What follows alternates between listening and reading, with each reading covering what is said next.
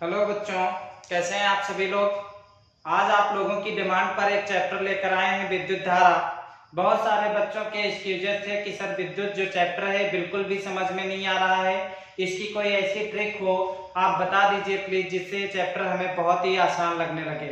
तो सभी बच्चों का एवं गुरुजनों का एक बार फिर से ST English classes with LTS vision academy के यूट्यूब चैनल पर स्वागत है। आज हम आपको एक ऐसी ट्रिक बताएंगे जिससे विद्युत चैप्टर आप 5 सेकंड से 10 सेकंड के अंदर इसको आप सीख जाएंगे। तो इसमें सबसे ज्यादा देखिए विद्युत चैप्टर में जो इंपॉर्टेंस होता है, किसका इंपॉर्टेंस यहाँ पे दिया गया है बच्चों, आप जानते हैं कि ओम का इंपॉर्टेंस है। तो यहाँ पे इसी के बेस पे हम एक फार्मूला ही बना लिए हैं, और वो फार्मूला आपको क्या दिया गया है बच्चों, विद्युत धारा आवे ना ओम की बीबी पावर है। आप जानते हैं जिसकी बीबी पे आपका पावर हो जाता है वो चैप्टर ऑटोमेटिक आपको समझ में आ जाता है। तो देखिए इस ट्रिक के थ्रू हम कैसे समझते हैं, कैसे इसको आप बताते हो। तो सबसे पहले आप बात करते हैं विद्युत धारा की, यानी तो जो विद्युत आपके पास होता है, जब विद्युत को आप किससे, इलेक्ट्रिसिटी कहते हैं। क्या कहते हैं बच्चों, इलेक्ट्रिसिटी कहते हैं। और इलेक्ट्रिसिटी को आप किससे डिनोट करते हो, इलेक्ट्रिसिटी को डिनोट करते हो बी से। और ये जो डायरेक्टली प्रोपोर्शनल होती है, किसके डायरेक्टली प्रोपोर्शनल होती है बच्चों, आपके पास करंट के, किसके होती है, करंट के होती है, यानी विद्युत धारा के होती है, जिसको आप किससे रिप्रेजेंट करते हैं, जिसको आप रिप्रेजेंट करते हैं आई से। तो यहाँ पे आपने बताया कि जो V डायरेक्टली प्रोपोर्शनल होती है वो I के डायरेक्टली प्रोपोर्शनल होती है। जब भी यहाँ पे हम डायरेक्टली प्रोपोर्शनल का सिंबल हटाते हैं तो हमारे पास कांस्टेंट आ जाता है, और वो कांस्टेंट क्या होता है, R होता है, जिसका नाम होता है रेजिस्टेंस। आर एक क्या है बच्चों, रेजिस्टेंस है, जिसको आप हिंदी में क्या कहते हैं, प्रतिरोध कहते हैं। तो इतनी चीज यहाँ पे क्लियर हुई। तो यहाँ पे जब हम सिंबल लगाते हैं तो फार्मूला आ जाता है B = IR। यहाँ पे थ्योरी क्या होती है बच्चों, the rate of flow of current in circuit is called electricity. फिर से एक बार हम आपको क्लियर करते हैं, the rate of flow of current in circuit is called electricity. अगली बात हम करते हैं यहाँ पे, जब इसके आप यूनिट की बात करते हैं तो यूनिट क्या होती है, यहाँ पे इसकी यूनिट आपकी वोल्ट हो जाती है। तो यूनिट क्लियर हो गई बच्चों। और जब भी ये यूनिट आपको दी जाती है तो इसको आप किससे रिप्रेजेंट करते हैं, बी से ही रिप्रेजेंट की जाती है। तो पहली हेडिंग आपको इलेक्ट्रिसिटी क्लियर हो गई, किसे कहते हैं। अब अगली बात हम करने जा रहे हैं बच्चों करंट की। जब भी आप बात करते हैं करंट की तो करंट किस पे डिपेंड करता है, यहाँ पे आवेश से आपके पास हो जाएगा आवेश, क्या हो जाएगा बच्चों, आवेश हो जाएगा, जिसको आप किससे रिप्रेजेंट करते हैं, क्यू से रिप्रेजेंट करते हैं। तो जब भी हम रिलेशनशिप देखते हैं किसकी, करंट मतलब यहाँ पे करंट की तो डायरेक्टली प्रोपोर्शनल होता है। तो यहाँ पे हमारे पास एक बार अगेन फार्मूला आ जाता है कि जो आई है डायरेक्टली प्रोपोर्शनल होती है क्यू के। अब जब भी हम किसी भी आवेश की बात करते हैं, किसी भी हम चार्ज की बात करते हैं, तो चार्ज का जो फ्लो होता है पर यूनिट टाइम होता है। क्या होता है बच्चों, पर यूनिट टाइम होता है। तो जब यहाँ पे हम पर यूनिट टाइम रखते हैं तो यहाँ पे डायरेक्टली प्रोपोर्शनल का सिंबल हटाते हैं, हमारे पास जो फाइनली फार्मूला आ जाता है वो होता I = Q/T होता है। तो सेकेंड फार्मूला आ गया, जहां पे Q को आप किससे लिखते हैं बच्चों, कूलाम से आप डिनोट करते हो, और टाइम को किससे लिखते हो, सेकंड से लिखते हो। दोनों को कंबाइन कर दीजिए तो आपके पास यूनिट आती है एम्पियर, जिसको आप ए से डिनोट करते हैं। अगली चीज देखिए आपके पास क्या है, जो आपके पास आवेश है, आवेश किस पे डिपेंड करता है बच्चों, ना पे, ना मतलब नंबर ऑफ इलेक्ट्रॉन होता है, यन मतलब क्या होता है बच्चों, यानी जिसको आप कहते हो नंबर ऑफ इलेक्ट्रॉन। तो आपने पहले ही बताया कि आवेश को आप क्यू से डिनोट करते हो, नंबर ऑफ इलेक्ट्रॉन को किससे डिनोट करते हो, यानी से डिनोट करते हो। तो यहाँ पे आपके पास जो नेक्स्ट फार्मूला है वो क्या आ जाता है बच्चों, Q डायरेक्टली प्रोपोर्शनल होता है NE, जहां पे इसकी यूनिट जो आप लिखते हैं, यूनिट क्या होती है बच्चों, कूलाम होती है। यदि यहाँ से Q की वैल्यू को हम उठाते हैं और इसको कहाँ पे पुट कर देते हैं, इस यूनिट को हम यहाँ से पुट कर देते हैं, तो हमारे पास न्यू फार्मूला आ जाता I = NE/T। यहाँ तक क्लियर हो गया सभी बच्चों को। अब यहाँ पे हम आगे बात करते हैं बच्चों ओम। तो आप जानते हैं ओम क्या होता है आपके पास। ओम ने एक नियम दिया था जिसमें इन्होंने बताया था कि एट कांस्टेंट हमारे पास क्या चीजें बच्चों कांस्टेंट होनी चाहिए, मतलब ये चीजें नियत होनी चाहिए।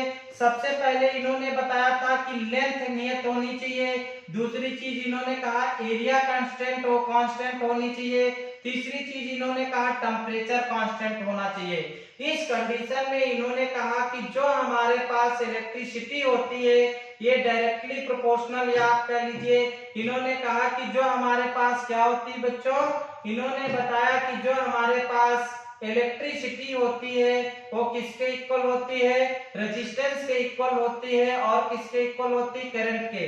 यानी यहां से जब हम I की वैल्यू निकालते हैं बच्चों तो I इक्वल टू आपके पास हो जाता है V/R। यही ओम ने नियम दिया था जहां पे इन्होंने बताया था कि ये। अब आप R की यदि वैल्यू निकालना चाहते तो R इक्वल टू क्या होता है बच्चों, V/I होता है।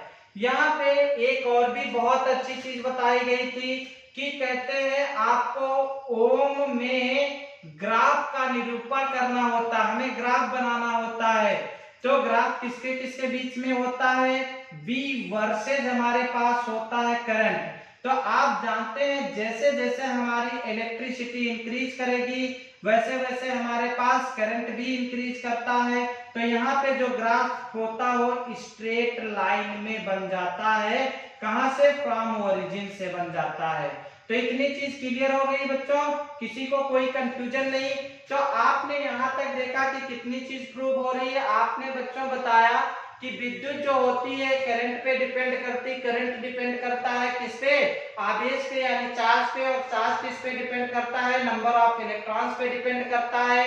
ओम ने इलेक्ट्रिसिटी के विषय में बात किया था कि हमारे पास एक एक्स्ट्रा वर्ड होता है, क्योंकि हमें अपना फार्मूला मेक करना था इसलिए। तो यहाँ पे इसको हम कट कर सकते हैं। बी फॉर वी होता है जिसको आप विभव कहते हो, क्या कहते हो बच्चों, विभव कहते हो। इस बी से फिर अगेन हमारे पास क्या आ जाता है, विभवांतर आ जाता है। क्या आ जाता है बच्चों, विभवांतर आ जाता है। पर से हमारे पास क्या आ जाता है, प्रतिरोध आ जाता है। और पी से क्या आ जाता है, पावर से आप जानते हो पावर ही होती है, यानी जिसको आप सामर्थ्य कहते हो। और एच से क्या होती है, हीट होती है। तो हमें उम्मीद है सभी बच्चों को इतनी चीज समझ में आई होगी। अब यदि हम इसके सारे फार्मूले की बात करता हूं तो आपने यहाँ पे देखा कि सारे फार्मूले कैसे डिफाइन किए गए। यानी एक बार हम फिर से डिफाइन करने की कोशिश करता हूं। आपने बताया जो विद्युत है ये डायरेक्टली प्रोपोर्शनल किसके होती है बच्चों, विद्युत धारा के प्रोपोर्शनल होती है। जहां से हमारे पास फार्मूला क्या उठ जाता है, बी डायरेक्टली प्रोपोर्शनल आई होता है। यहाँ पे डायरेक्टली प्रोपोर्शनल का जब भी हम सैंपल हटाते तो आर कांस्टेंट आ जाता है।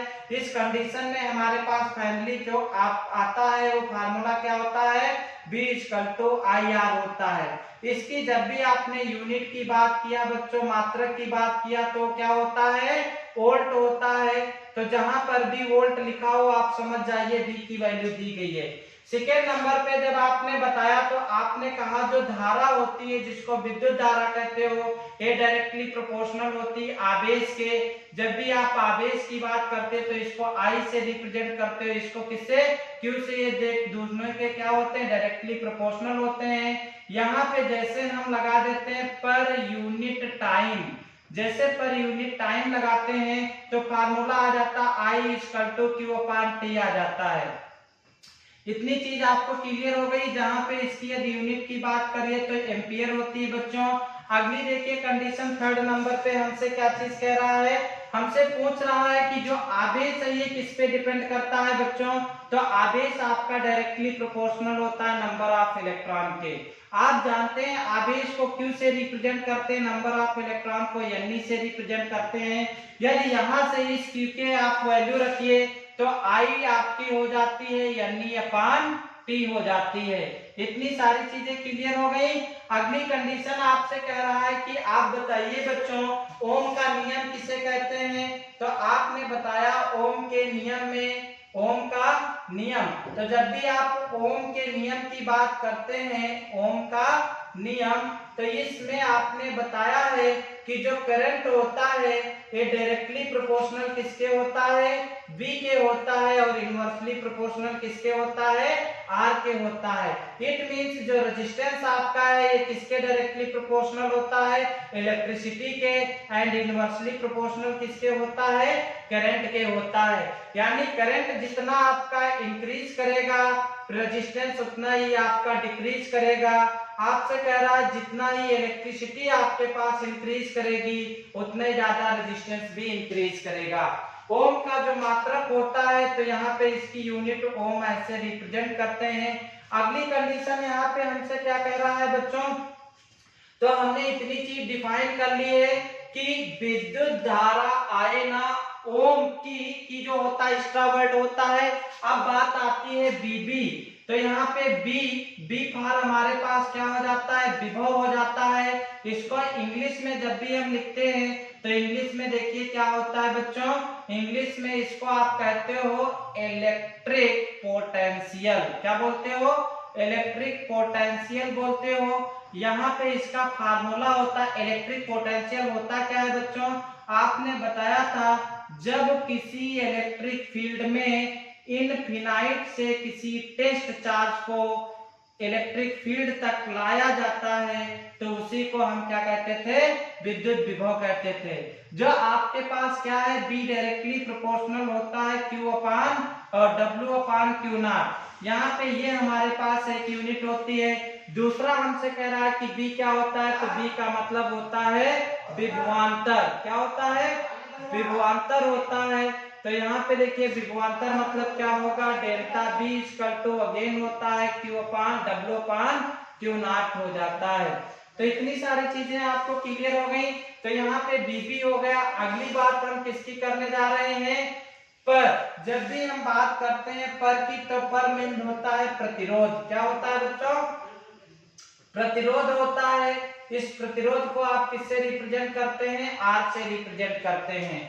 तो जो भी आपके पास प्रतिरोध होता है ये डायरेक्टली प्रोपोर्शनल होता है length of the wire and A cross section area of the, किसकी बात करते हैं, वायर की बात करते हैं। यहाँ पे ये हो गया।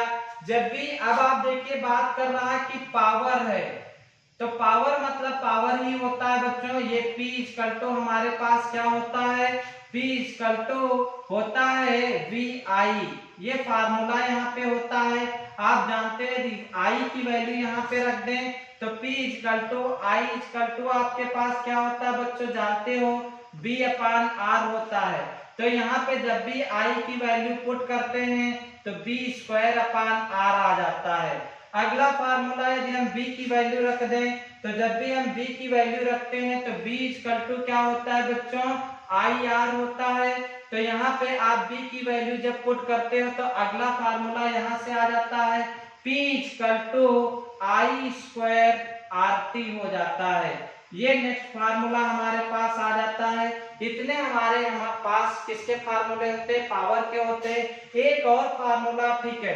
अगली बात हम कहते हैं H है, तो जब भी है की बात आती है तो है में देखो बच्चों क्या होता है मीन होता है H से हमारे पास होता है हीट, और हीट इज इक्वल टू होता है एनर्जी। यानी जब भी हम एनर्जी की बात करेंगे या हीट की बात करेंगे एक ही होता है। तो हीट इज इक्वल टू क्या होता है, P इंटू टी होता है बच्चों। यहाँ पे हम P की वैल्यू रखते जाएंगे, हमारे पास हीट का फार्मूला निकलता जाएगा। तो सबसे पहले हम यहाँ पे क्या चीज रख देते हैं बच्चों, तो आपने कहा कि P की वैल्यू BI रखते हैं, तो H इज इक्वल टू आपने पहले भी बता रखा P is equal to BI होता है बच्चों। तो आप यहाँ पे क्या रखोगे, BIT। एक फार्मूला तो हमारे पास ये निकल के आ जाता है। अब आप जानते हैं यदि यहाँ पे हम किसकी वैल्यू रख दें, I की वैल्यू रख दें तो I इक्वल टू B अपान क्या होता है, R होता है। तो अगला फार्मूला हो जाएगा B square upon R into T हो जाएगा। यहाँ पे यदि हम किसका फार्मूला रख दें, B का फार्मूला रख दें तो आप जानते हो B equal to again IR होता है।